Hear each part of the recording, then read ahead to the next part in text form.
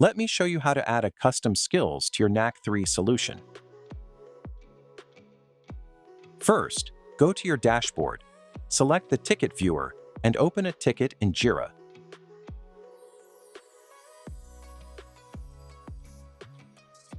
Before you continue, make sure the Smart Ticket plugin is open. If it doesn't open automatically, just launch it manually. Next, enter the name of your technical skill. Then, choose the complexity level: normal, moderate, or complex. Once selected, confirm the addition.